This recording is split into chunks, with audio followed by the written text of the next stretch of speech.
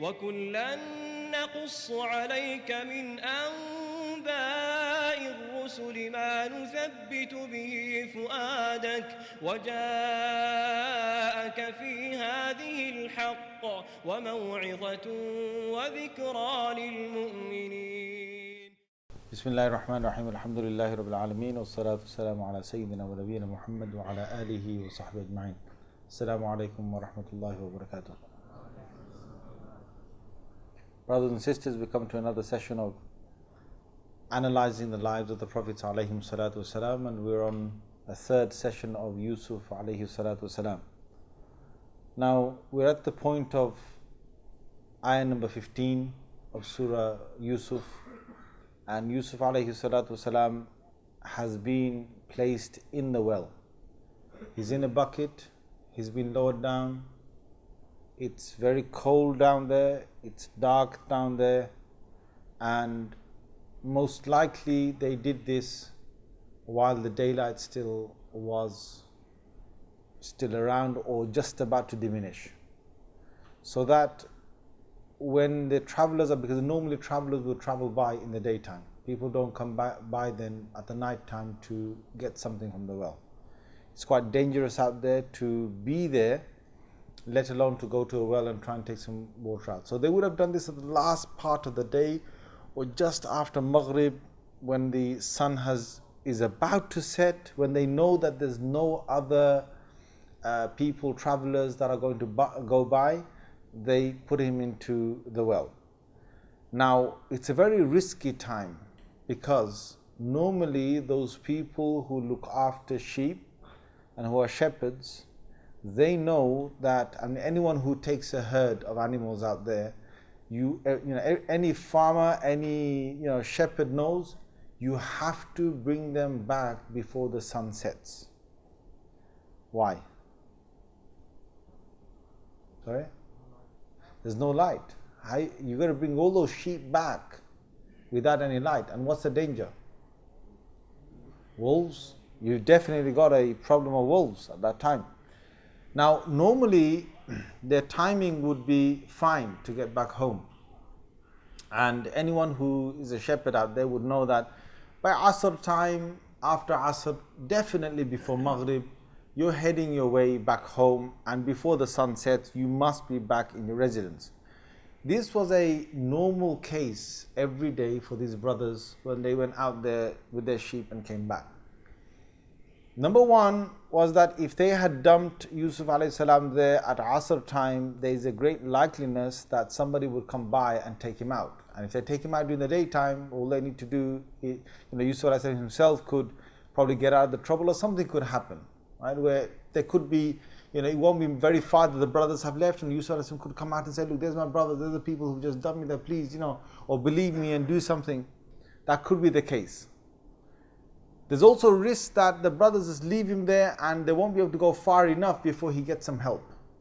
So they need to execute this by the night time. There's also another big risk, which is if they did it in the daytime and they manage to come back home when the daylight is still out there, then the father can go out and the father can call out to his Yusuf. And wherever he would be, Yusuf alayhi salam could start saying, Dad, from the well, and his father could hear him.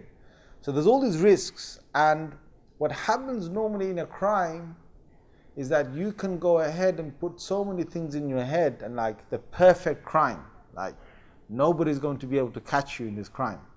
But in every crime, unless the crime has been executed a few times over, and the crime is something that a person has got very used to, and there's two things with criminals. One is that any human being, they're going to make a mistake when they first commit any type of crime, but once they get over it and they're able to execute the same crime again and again, they make less mistakes.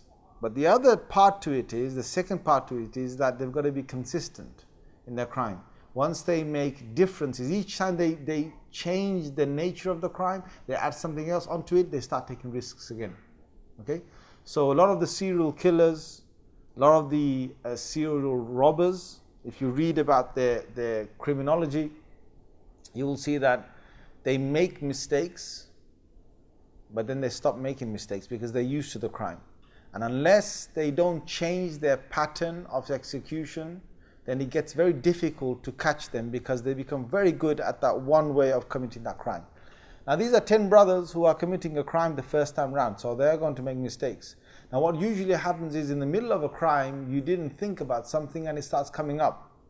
So what they needed to do is they needed to wait till this sun sort of sets. So the sun kind of sets, and they put the Yusuf is in there, and it's like, quick, let's get back. Now the thing is, let's not go back. Now suddenly there'll be this thing, let's not go back too early. Why? Because if we go back too early, we're going to give dad a chance to come out. So let's wait. Let's wait in the dark. Let's take the risk. Now don't forget, there's another thing, which is your kind of, if it's a crime for anyone, it'll be like, oh my God, what's going to go wrong? A lot of things could go wrong here. So you've got this panicky situation. Now, if they were to go back to their father straight away, they wouldn't be able to be that prepared. So they thought, look, let's prepare ourselves. What do you mean prepare ourselves? Listen, Dad's going to say, where is he? We're going to say, you can imagine, like, the Qur'an doesn't say all of this, but what we've got to do here is we've got to fill in the details according to the most appropriate thing that would have happened here. Dad's going to say, where is he? What are you guys going to say? You're just going to say, oh yeah, we just lost him. What's that story? What are we going to say? So, from there they start making things up. Okay, let's say we were racing, and when we were racing, we left him behind, and a wolf did eat him. I mean, Dad did say that a wolf could eat him. So yeah, we're going to say the wolf ate him. Let's make that. Now the thing is, soon as there must have been a lot of, we don't know what happened here, whether the actual plan was fully planned before they took him or whether it was afterwards. But most likely it looks like, from criminology, if you study criminology, what happens is that you panic and you think, I've got to make an excuse up. But when you make the excuse up, then you've got to make another excuse up to defend that excuse, and you've got to make another one. And what happens is that if you don't plan it well enough, you're going to get caught up, because you say, I never thought of that thing. So they thought, okay, next thing is, there must have been like an argument of what actually they should say. So it was, okay, we're going to say Yusuf is finished, and they had his shirt. So whether they took his shirt off him before, when they were thinking, well, most likely it could be before they put him into the well, it could also be after they put him into the well. Whatever happened, they had his shirt. So either they took his shirt off beforehand, they said, we're going to put some blood on there. And they say in the tafsir that, when you're out there, obviously you have to eat. So one of the ways that shepherds would eat is that they hunt out there. So one of the things they hunted out there was a small deer. And they thought, well, let's put the blood of the deer onto this shirt, and then we could take it back to Dad with it. Now, either they killed something in the night or they killed it in the day. Whatever that happened, they took the blood and they put it onto the shirt. Now the next thing was, look, if we go to Dad and just show him this shirt, the thing is, he's going to look at us, he's going to ask questions. What actually happened? Where were you guys? You said you were people that were strong. Remember I said to you last week, they'll say that, we're a strong bunch. How can you not trust us with Yusuf? So that's why they thought, okay, let's say that we were running, we were racing, and we left him behind, we lost him behind because he couldn't catch up with us. He was tiny, he's got little legs, couldn't catch up with us, and suddenly we look back and he's gone, and a wolf took him, and then we found his shirt. And on this shirt there's some blood. Now what's going on in their heads is that, look, how are we going to present ourselves to Dad? Straight away he's going to start asking questions. So what they did is the plan became, in the end, whatever argument they had between themselves, the plan became, we're going to go back a bit late, and we're going to go back crying. So however they made themselves cry, they started to come, they came crying, and this was Isha time, because the Qur'an says, وَجَاءُوا أَبَاهُمْ عِشَاءً يَبْكُونَ, ayah number 16. That they came to their father at Isha time, when it was nighttime, well settled nighttime, and they were crying. Now, Back there in the well, Allah Azza wa Jalla has given something in the heart of Yusuf alayhi salam. He made him feel very strongly while the night time, he's there in the night time, he's still in the well. It's a very cold, lonely, long night for Yusuf alayhi salam. But during the well, whether it was through the dream or whether it was because of a very strong feeling, Allah made him believe that one day he's going to be dominant over his brothers. One day he's going to be telling his brothers what they did with him or to him, and without them even realizing who he really is. One day all of this is going to be over, and most importantly, he's going to survive all of this. Now, how Allah gave it to him, he doesn't need to be a prophet at this time. And this is another beautiful thing that we learn, is that sometimes you're in life and you get this strong feeling. Now that strong feeling, which is in ayah number 15, that strong feeling you sometimes have, you know what, it's a big blessing from Allah. Without our strong dreams, without a dream, without a passion to live, without a desire, without a strong willpower, many of us would give up and would be finished. You need dreams. Even if your dreams don't come true, you need dreams. You need to have a belief that I'm going to survive, I'm going to be better than others, I'm going to, commit to my action, I'm going to do what I have to do, and I'm going to become triumphant. You need those feelings inside. Otherwise, what is it with the people? Well, the people will end up not being who they should be. Sometimes you find someone passes away in your family members. Amongst your family members, one person passes away. And when that happens, sometimes people just drop themselves. And the worry, I think if you just drop yourself and you don't become active and you don't have that thing to live on, and it's a very close person, it could be your husband, could be your wife, could be your very close brother sometimes, it's like you just sit down and think, what's the point of life? Now if you get that feeling inside your head and you just drop yourself down, then your whole body will get affected by it. You will eat less, you will not sleep well, you will not be the same, you won't be talking to people as well, and your whole mood and attitude, everything changes, right to the extent that you just become like a vegetable. You almost kill yourself off. Now the same people, they revive themselves after, let's say, 4 months have gone by, 1 year's gone by, 2 years gone by, they suddenly think, well, you know what, life is not that bad. And when they bring themselves up, you know what, I'm going to survive this, I'm going to live through this. When you bring that, you can go through it. Sometimes people pass away and they don't allow them, the person who's alive doesn't allow himself to put himself down. He kind of thinks, you know what, it's okay, I'm going to put my head up, I'm going to go through this. See, that feeling inside makes a person live through a lot of miseries and so on. And we've got to learn from this, that Yusuf alayhi salam, one way or another, Yusuf alayhi salam had this great feeling that Allah gave him, and he felt this and he kept to it, that, you know what, I'm going to survive this. Now, down here, they come at Isha time and they start crying. Now, what kind of crying was this? This crying was a fake crying, of course. This crying, whether they had tears or they didn't have tears, they came and all the brothers, all of them like, now you can imagine all 10 of them coming towards the village, and the villages are coming out. Already they've been on an edge, because normally the boys are back quite early. Today Yaqub alayhi salam must have gone round and he must have been looking out of his door, where are my sons, where are my sons, especially where's my little one. He must have been thinking, because that's what usually a father would do. And when you're watching the sun slowly set, you're watching the sun set and they're still not coming, of course villagers will be alerted. My sons haven't returned. They'll probably say, no, don't worry about it, maybe they got stuck somewhere, maybe say, it's all right, don't panic, stay where you are.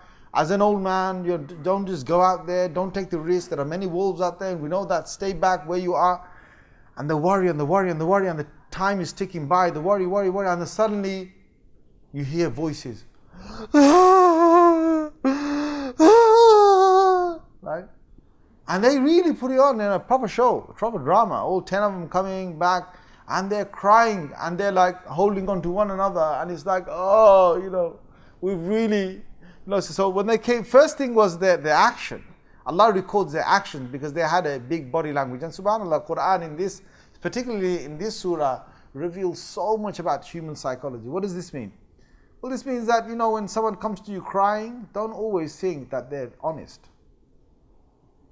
Just because someone's crying doesn't mean that they are on the truth. You know, sometimes you have two kids fighting in a house. And, you know, for kids, it's so easy to cry. For kids, those of you who got kids would know, within seconds they can start crying.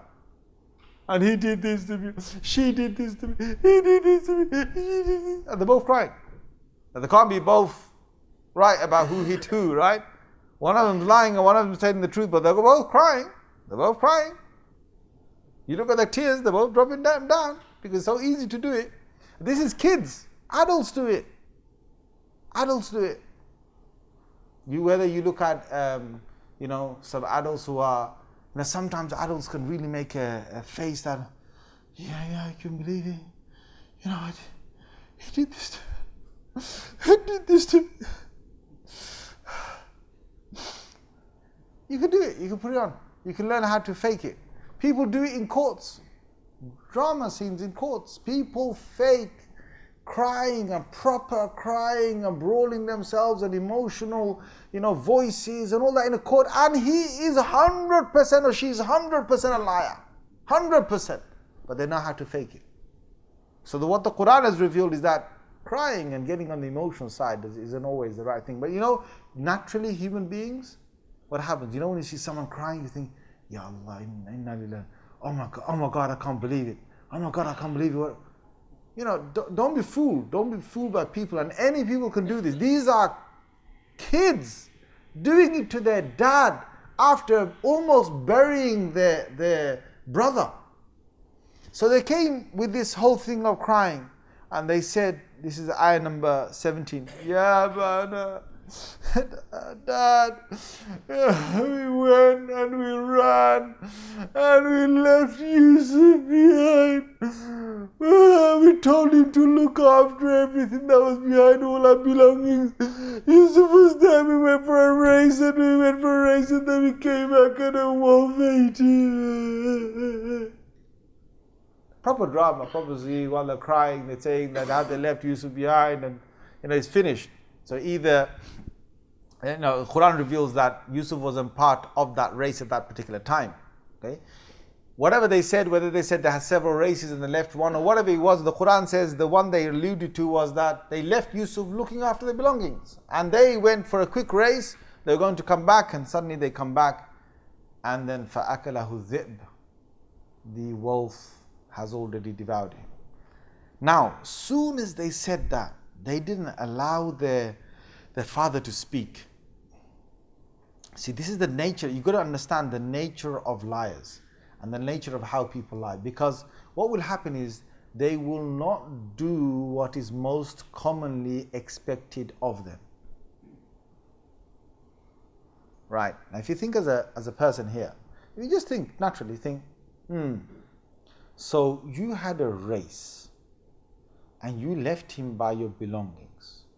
Of course, that race would have been daytime or nighttime. When you're leaving Yusuf behind with all your belongings and you 10 are going off for a race, would that be daytime or nighttime, tell me? Daytime, obvious, isn't it? So you think there, it was daytime. So if you came back and Yusuf was eaten, the first thing you would do, let's just say it was really, really happened. What would the first thing be that these kids would do? They would, that's it, they would run straight home and say, Dad, Dad, Dad, come, quick. Look at what's happened. You know, it would be like emergency. So first thing is going in his head is that all day goes by. What are you kids doing? Having a barbecue? What are you kids doing? Now this is going in the mind. Okay, so you're having the daytime. You wait till Isha to come back home crying. Right? And this has already happened in the daytime. So that's the first thing that would ring an alarm bell. Now they didn't allow him to speak. Woman, you're not going to believe us. Even we saying the truth. Now look what they're doing. They're not even allowing the dad to speak, and they're letting it all out. Now you're not going to believe us anyway. Now what's that? That's an emotional card. That's an emotional card. When a man has got no argument or a woman has got no argument based on real evidence, they throw in the emotional card. They bring emotions up. And it's a very, very low, sticky game. Because you're trying to get these guys to say, hey, listen guys, tell me, in a situation like this, you'd say, tell me where's the place where he divided them. Tell me how did it happen. Tell me what did you actually find. You want to say all that. But these guys are already accusing you before you've even asked them anything. That's what happens in a situation where people are trying to cover it up. So these are lessons Allah's given us to know that, if you study a real case of a wolf devouring someone, let's say this is a wolf. If you study a real case and you study another real case of a wolf, devouring someone, another one, you'll find patterns in that. So for example, people straight away will alert one another, there's a wolf out there, he's eating human beings, be very careful, and so on. Yeah. But in this case, nothing's adding up. This is like very unusual things are being said about the whole incident. So straight away, a person would know that it's a lie. Like normally, when if you study again criminology, you will notice this. Any crime has got a certain pattern that will take place. Any certain. So for example, if a burglar came inside in the house, and he came in, he broke in through the window, he found someone inside the house, he took them and he literally, let's say whether it was a house or a bank, whatever, let's say it's a house, yeah? He takes them and he ties them up. He forces them to one place and he probably beats them, right? And then he takes jewelry and other things and then he leaves the property. On the crime scene, the investigators will come and they look at the scene and they're supposed to believe that, this guy's telling us the true story. He was tied up and the burglar came in. The first thing is, if a burglar comes in and he breaks the window, is he going to break the window from the inside or the outside? Outside. And if he breaks it from the outside, is the glass going to be on the outside or the inside? Exactly. Imagine the guy played it, right? All these cases, you've got glass broken and the glass will fall on the inside. But if you have one case where the glass is on the outside, and the guy's claiming, look, burglar came and he broke the window. And he forgot, he smashed it from the inside. He forgot, he was supposed to go outside and smash it. Imagine, something like that, something as silly as that. And that does happen, guys. Seriously, it does happen. There's been one case in the UK recently, in the last year, that actually happened. And next thing is, if they find, okay, he tied you up, he did this, he beat you up. Now, if you beat yourself up, you can do it. People fake that. They beat themselves up. Now, if you beat yourself up, you're going to do it in a certain way. Like, for example, your hand is here, you can beat yourself here and here, whatever, but there's certain parts of your body you can't beat up yourself.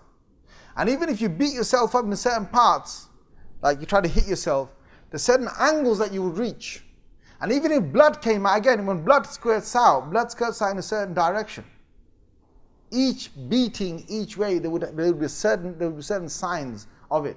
And blood will squirt out and they would know that, okay, this person will be beat from here. Now, if somebody else hits you and you hit yourself, there's a difference. Why? Because you have got, you've got this much of space to beat yourself up. You can hit yourself, but only from that distance. If another guy comes, he's going to have a good amount of space to come and whack you. Now that beating and your own beating is going to be very different, right? And even when you beat yourself up, you can't beat yourself up that badly, you know what I'm saying? So there's all these things that they're going to look at, how and what kind of bruise and where he was and where's the blood and so on.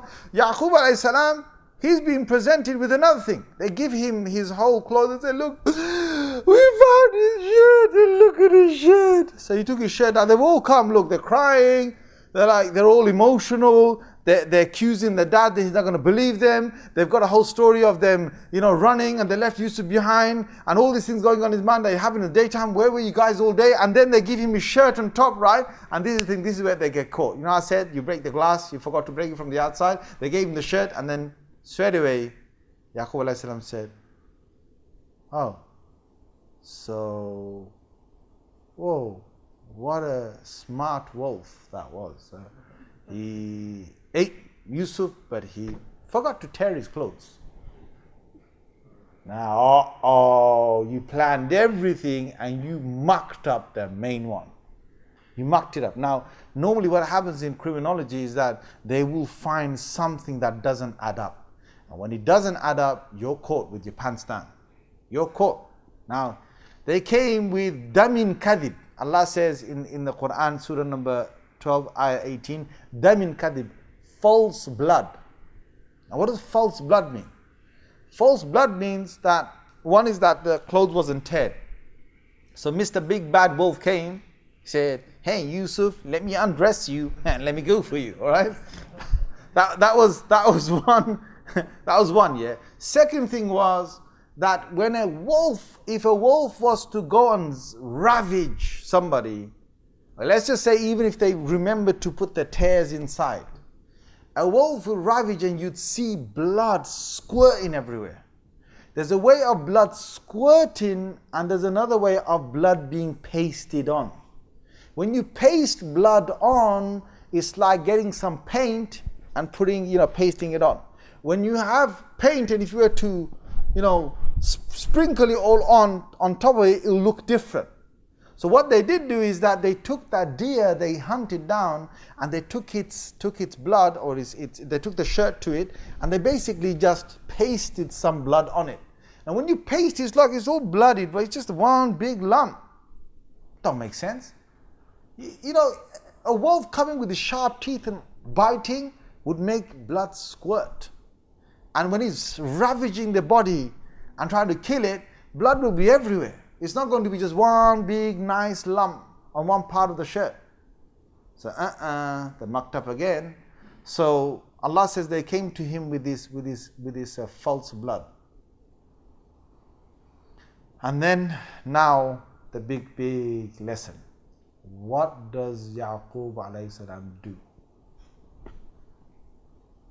Because this is not an ordinary day, and this is not an ordinary crime.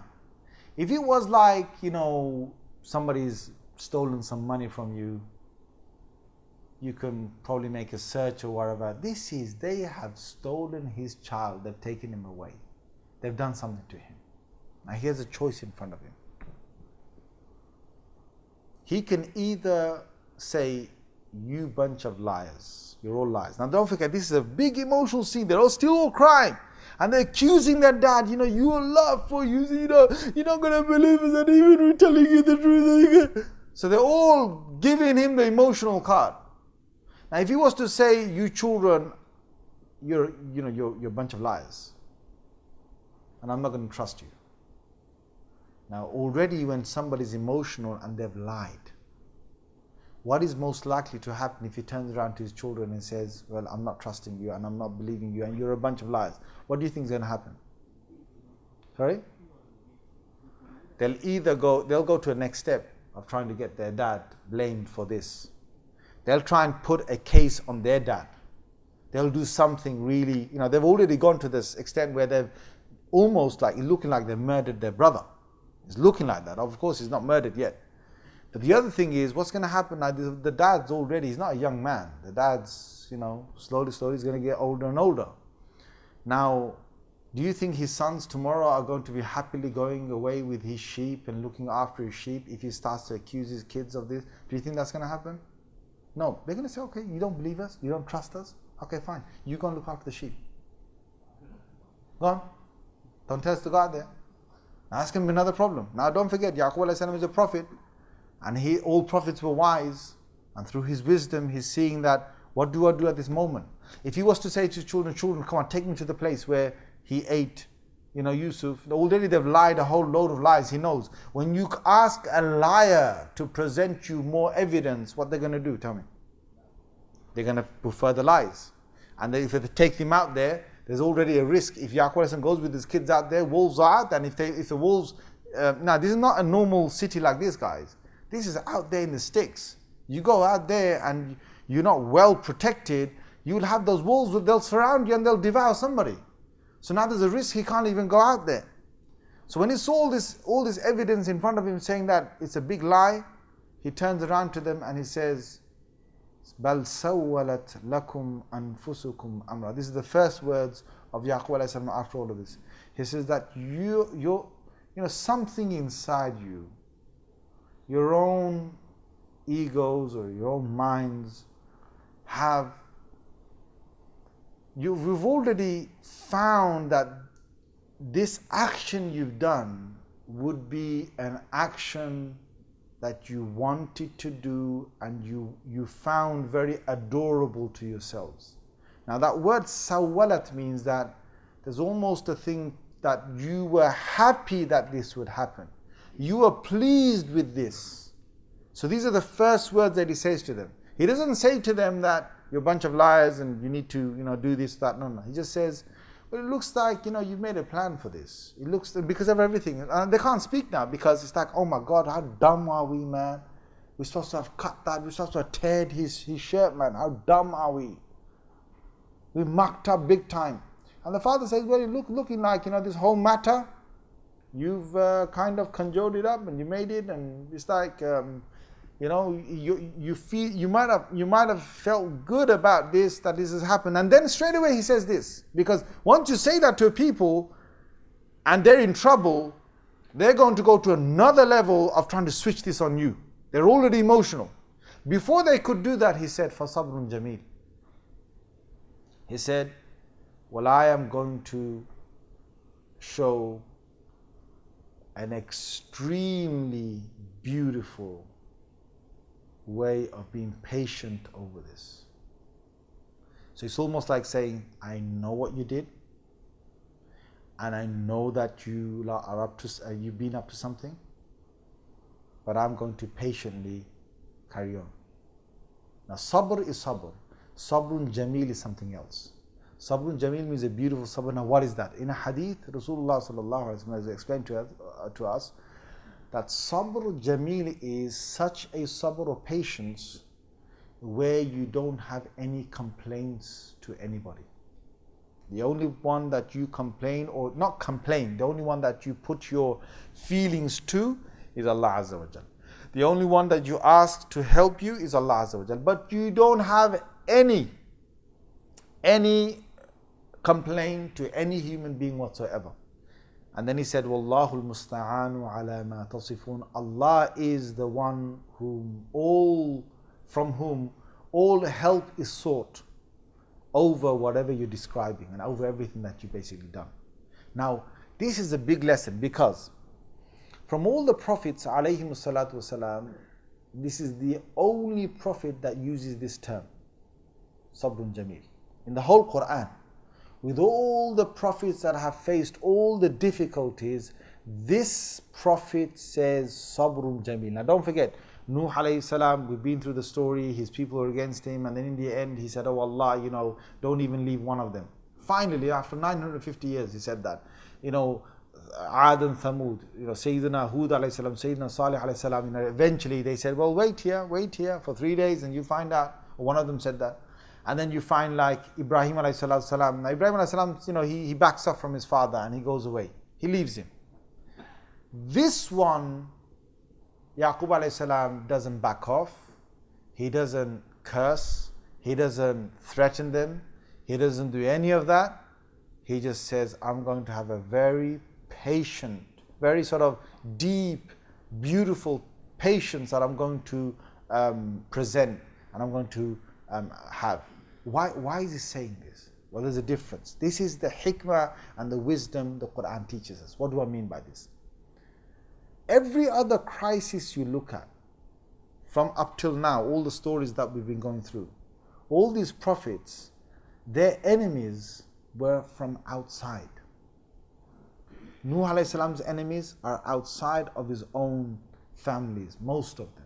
His son, I know, and his wife, I know, did not believe in the message, but they were outsiders.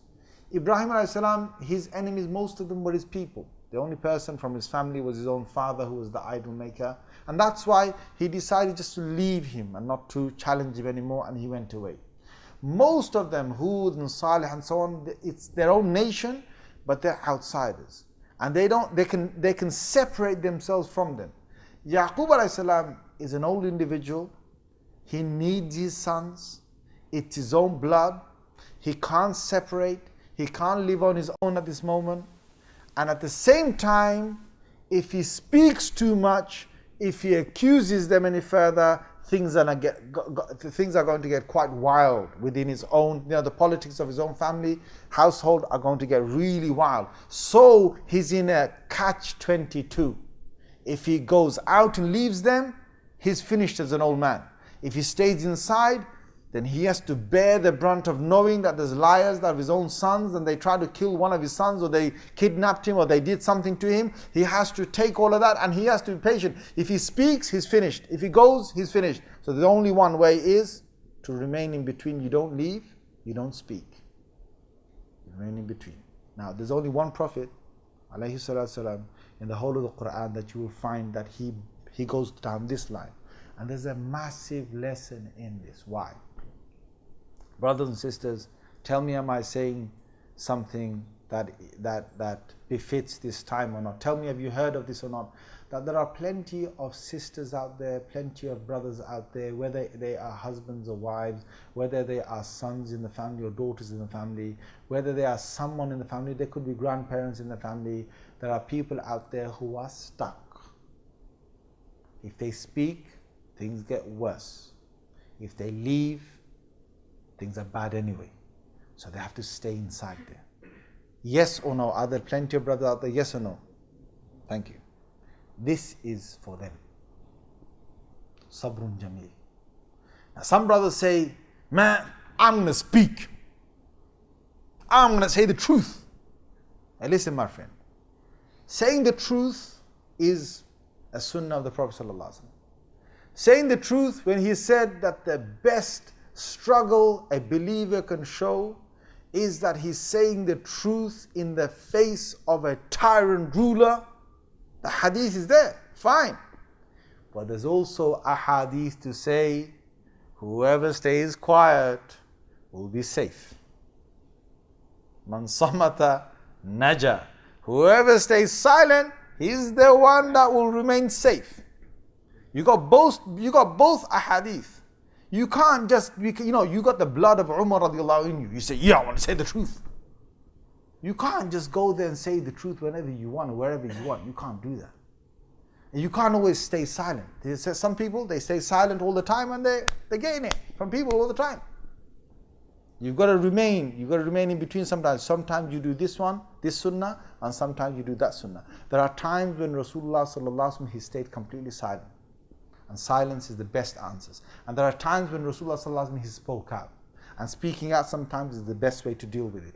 This one is what? This one, you're trapped. And the best way to do it is just to gulp all your anger down and just to keep it inside you and don't bring it out. Because your worst dilemma is that the situation gets worse. And that's why he said straight after, he didn't allow his children to say anything because they would have said more and more emotionally to him. He just damped the whole, he just put the whole thing, the whole fire out by saying, well, it looks like you boys been up to something, and guess what? I'm just gonna have patience. I'll bear this. I'll go through this, and you won't hear me complaining to anyone about this. And he stuck to his words. He did not every day. Some people say, I've got sabr, but they've got a real problem. They say they've got sabr, but then they start moaning. Some people, they say they've got sabr, and then they say something here, and they say something here, but they don't say it to the person. They say like this and like that. There are people, they're in the household, they're not liking things. They say, things are not as they used to be. Even the breakfast that I'm having right now, there were days when I used to have breakfast and I used to really enjoy it, but these days you've got to put up with it. Okay, I'll have this breakfast. Now, you've complained. You're saying stuff. And some people in the household, they won't take it out, like their main problem is the son. They won't take it out on the son, they'll take it out on his wife. The son's gone out to work, she's all alone in the house, that's it. They'll make comments to her. You okay? Good. Yeah, you'd probably be better if it wasn't for certain things. She's like, what are they trying to say? What are they trying to say? Well, your husband's a good man. He's good. If only, blah, blah, blah, say a few words. They're jabbing at her. Now, when her husband comes home, they don't say anything to him. They don't say anything to him. Son, you're right. Yes, sit down. So fine. Yeah. They stay away from him. They don't say anything. Now he comes to his wife says, your dad, you made really bad comment about, Really? My dad said that? What? But there's people play politics. They complain, and when he confronts his dad, Okay, son, now your wife's making complaints about us. Okay, son. Where do we go? We just stay quiet. Now, guys, listen, if you want to stay quiet, you just stay quiet. Do what Yaqub alayhi salam did. Stay completely quiet. If you're going to moan, you might as well say straight on the son's face, hey, listen, son, you sort yourself out, right? I'm not happy with you. Say straight. If you're not going to say straight, don't jab here, there. Don't make comments here, there to other people and let it get to his ears. And then when it comes to confrontation, just like, nah, you know, okay. All right, I know. You're not happy with me. Okay. Why are you playing these games? Now, sabrun jameel means you stay away from all of that. So what I'm trying to say is that if you're going to have the proper sabr, proper patience, you just keep your mouth shut. And this is what he's trying to say. And wallahul musta'an, the second part is that my whole reliance to get out of the situation is going to be with Allah Azza wa Jal. Now there's not many people that do that part. People talk about sabr, but then they don't connect up with Allah Azza wa Jal. There's a real problem with that. My friend, you're going to have the right sabr, you have to have sabr and connect with Allah. You need to make a lot of du'as to Allah to get yourself out of this situation. You can't forget that part. Just sabr on its own is not going to get you out of misery. So then Allah continues with the story. What happens is, ayah number 19 now, وَجَاءَتْ سَيَّارَةٌ فَأَرْسَلُوا وَارِدَهُمْ فَأَدْلَى دَلْوَهُ. What happens is the next day, there comes a caravan. And when I say caravan, I don't mean the caravans of our time. I mean a whole trail of camels or a trail of horses or other things that are going by with some people, and they've got maybe a carriageway or something, and they've got goods inside there. So they came by and they saw a well, and it's a common well that the people used to stop at. Now their sons planned it so that he would be in a common well, because don't forget the original plan was that someone's going to come up and roll him up and they'll take him away. That was the original plan, and that's exactly what happened. So here comes a caravan, they draw him up, and they're trying to get some water out. So they basically draw the whole bucket up, and as he draws the bucket up, and what Allah Azza wa Jalla says is that they sent one of them to go down to the well to bring it out. And he put فَأَدْلَى دَلْوَى, he lowered a bucket down there to get Yusuf alayhi salam, to lower the bucket there to get some water, and then out pops Yusuf alayhi salam, who hangs onto the bucket, and he comes out. Right? Now, it says that it was a caravan where they sent someone down. Now this one person that came down, he shouted back, Ya Bushra! He said, whoa, good news, man! Hey guys, you know what I found in this well? Hey guys! Now what? Ghulam, this is a young boy. Now, it wasn't an ordinary boy. It was a nice, cute, handsome looking boy, the most handsome boy you could ever find anywhere. They got hold of that boy in this, and it's like, what do we do? Hey, we found this boy. Now, Yusuf alayhi salam's come up, it's like, these guys could do anything to me.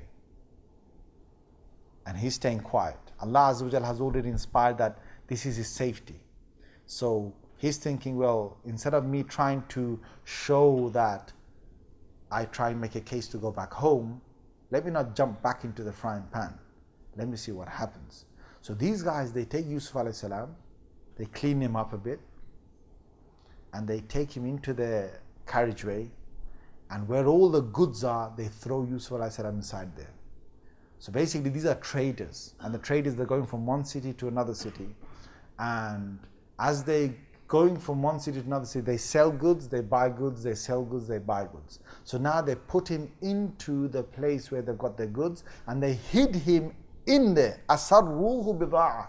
They didn't put him amongst themselves. If they put him amongst themselves, there's a problem, because as they're going out of this place, Yusuf's people who recognize him, they could come out and say, hey, that's Yusuf, what's he doing there? Or Yusuf could recognize someone and say, hey, you're a villager. So they don't want that. So they throw him amongst the goods and they put him inside, say, hey, duck your head down. Stay inside there. Yeah? Don't put, now, subhanallah al-azim. What is Allah revealing? He says here, Wallahu alimun bima ya'malun.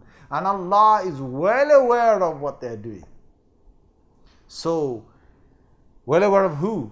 His brothers, these caravan guys, the crime. So it's like one crime has led to another crime. these guys are now going to sell him off. They're going to sell him off. And each one is trying to get his best out of Yusuf. And what does he tell Muhammad sallallahu alaihi wasallam when he's got this whole revealed surah?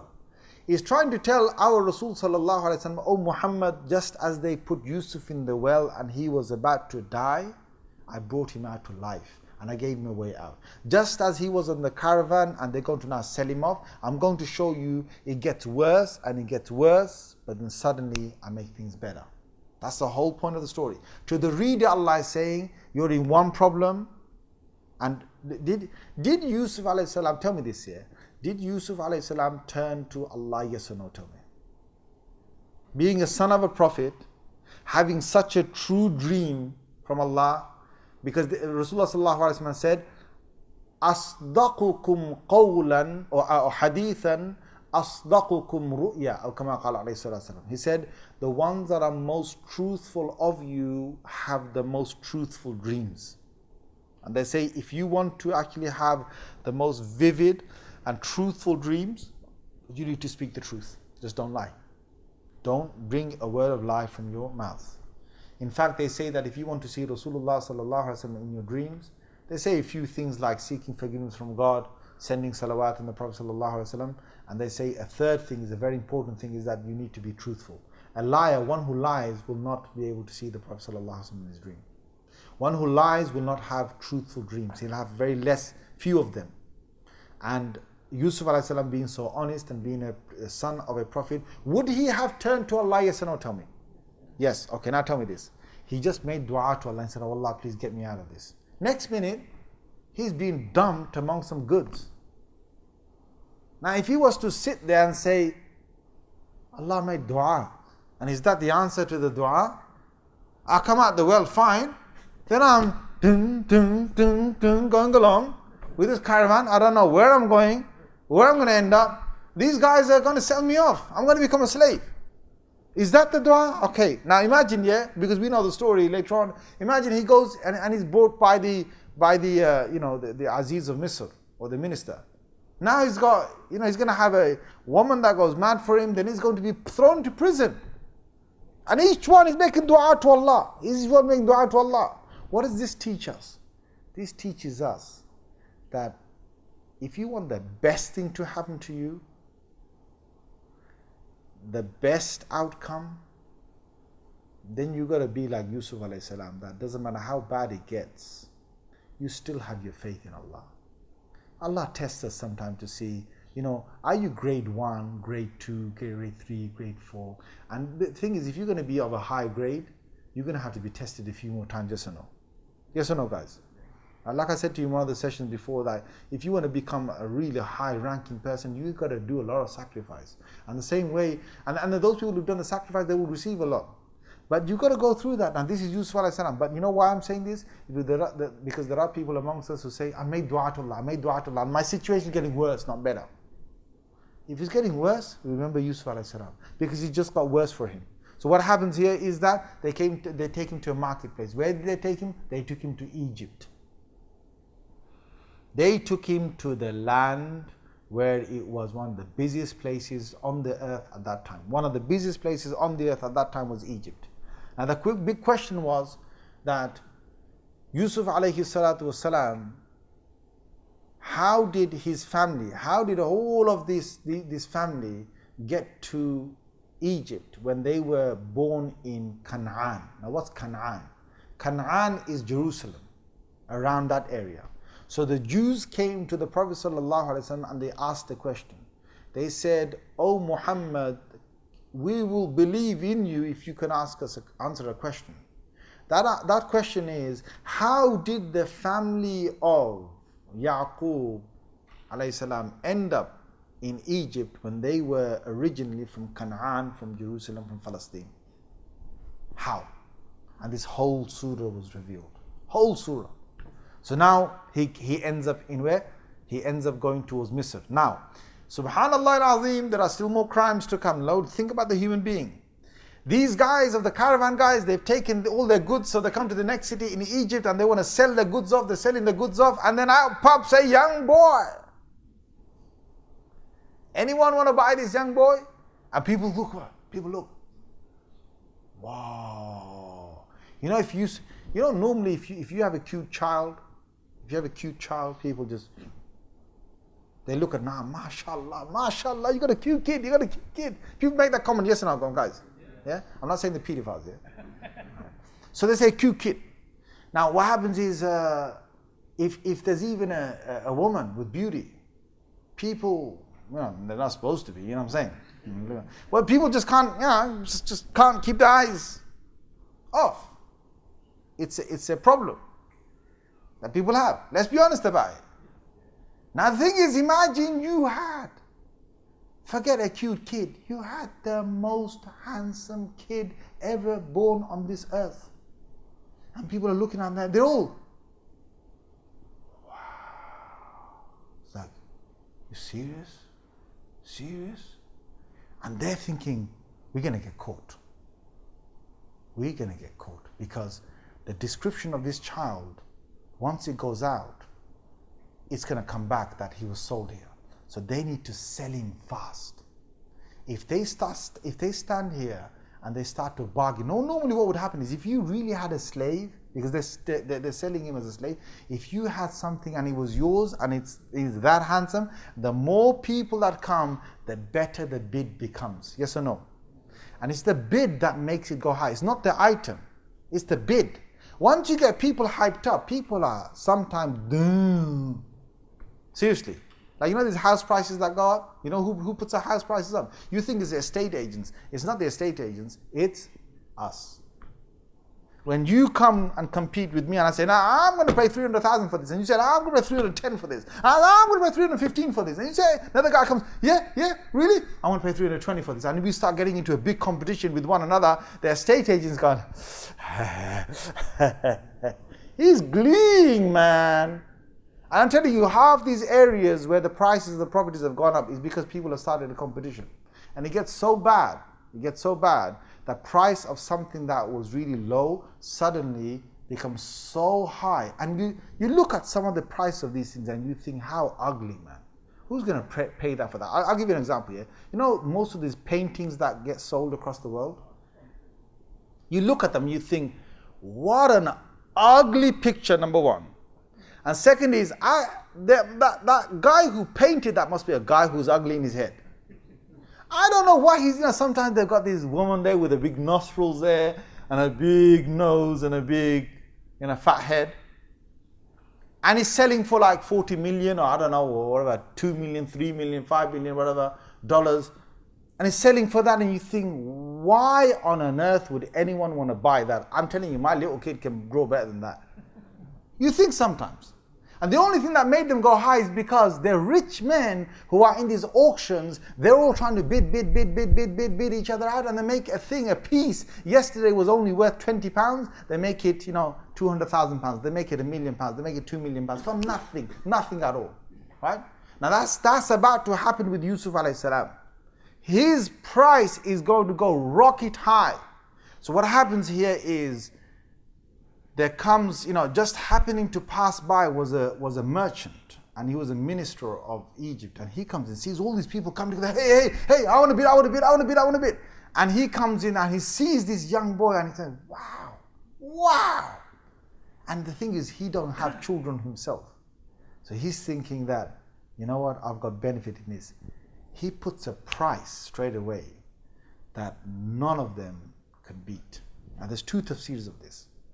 One tafsir is that they sold him for a few dirham, because Allah says in the ayah number 20 is that بَخْسٍ وَشَرَوْهُ بِثَمَنٍ بَخْسٍ دَرَاهِمَ مَعْدُودَةٍ. They sold him for a price that was only a few dirham that you can even count. They sold him for that. Meaning that these were poor guys who were trying to bid him out, and the minister that came along, he just put a price just above their price, and these guys thought, you know what, let's just get rid of him. Right now, criminals will think like that. You know why? Sometimes you go down the streets and suddenly this car pulls out, tinted windows, they call you over, say, hey, Aji, come over, Aji. They know what to say to you. They see a Muslim, they call him Haji. They see a Christian, they call him by something else, right? They got it all. You know, these beggars, they know which one to say. The beggars know, they're not Muslim, they say to you, Assalamu alaikum. They've learned that. They learned that to soften you up. Haji, come over here. And he takes out all these jewels, all these necklaces on his arm. He says, hey, look, you want to buy? You want to buy? The first thing that should go through your mind is, what's a guy like that doing with all these jewels? Yeah, you should know, my friend, yeah. And if he gives you a really good price on it, you should know that guy could never have bought it for that price. You know that he's stolen it. And you can't buy it. But what they will do is they need to get this off. If they go to the shopkeeper and they sell it to him, they're going to get caught. Because the police are looking for the identity of this jewelry. So what they'll do is they'll try and sell it off on the streets for a really low price. And they want to get rid of it. They want to just get rid of it. You get caught or whatever happens to you, that's your problem. They just want to get rid of it. So now, these criminals, they want to get rid of Yusuf alayhi salam. Now that's one tafsir, that he just gave a few dirhams and through that he brought him. But another tafsir is the bidding went on. I'll give this much, I'll give this much, I'll give this much, I'll give this much. And the minister of, one of the ministers of Egypt, he was there. He said, I will give a price. And it got so bad, the market price for this young kid, that they was giving high prices. And the minister said, he said, hey, weigh him and his weight in gold, I will pay that. Weigh the kid and his weight in gold, I will pay that. And he outsmarted everybody by paying that. But even though he paid that, Allah still said they gave a few dirhams for him. Why? Because the price of Yusuf was way beyond the gold they paid for him. Way beyond that. These are priceless individuals, and this is a big lesson in there. Some people are priceless. Some friends are priceless. Some fathers are priceless. Some mothers are priceless. You can go out there and your father can remarry as many women as he wants, but you can never get your mom back. You can sometimes have a good wife and your wife's gone from the world, and you can marry as many women as you want. You don't get your wife back. You can marry as many husbands as you want. You don't get someone like your husband. Some people are completely priceless in this world. Yes or no? Yes. And Allah Azza wa Jalla is saying, forget this. This is this is a prophet on the ground. He got sold as a slave. As a slave. And nowhere in all the stories we'll go through, there's no prophet that becomes a slave for any part of his life except for Yusuf alayhi salam. But he's not really a slave. He gets sold as a slave. There's a difference. But it's striking what happens. Because he is a prophet alayhi salatu salam, and he's become a slave. And Allah says, وَكَانُوا فِيهِ مِنَ الزَّاهِدِينَ. Those people who sold him, the caravan people, and they took the money, they were like, oh, thank you, it's okay. You've given such a nice price, but we didn't need to take that much for it. They were like, should we take it? They were trying like, oh, should we take it? That's money. Why do you think they're thinking like that? Sorry? They're conscious of the crime they're doing. It's a massive crime. Because the more money you take, the harder it is for you to hide that you were part of the crime. Do you understand, guys? When they have the robberies of these banks here, they can rob $40 million. The biggest problem is how to get the $40 million out, how to keep it safe, and how to spend it without getting caught. That's your biggest problem. They made all this money out of this slave that they just found, as in a boy they found. They made him a slave, they sold him. He wasn't a slave. They did all of that. Now it's like, oh no, if his real family pops up, if they come looking for him, and then people know that we've just become like really rich overnight, people know who we are right now. That's what the Zahidin means they're trying to hide the fact that they took all of this money. Right? Now he's going to go to the minister's home, and now it's gone from bad to worse. But inshallah we'll carry on next week.